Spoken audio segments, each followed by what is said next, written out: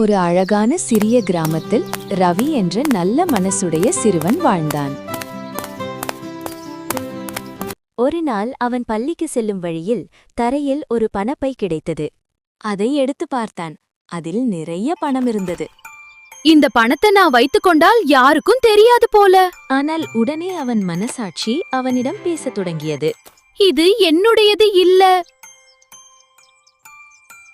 உரியவருக்கு திருப்பி கொடுக்கணும். அடையாள அட்டையில் இருந்த முகவரியை பார்த்து ரவி அந்த மனிதரின் வீட்டிற்கு சென்றான். ஐயா, இது உங்கள் பணப்பைதானே? ஆமாம், நான் இதைத்தான் தேடிக்கொண்டிருந்தேன். மிகவும் நன்றி பையா. நீ மிகவும் நேர்மையான பையன். கதை நீதி: நேர்மை எப்போதும் நல்ல பலனை தரும்.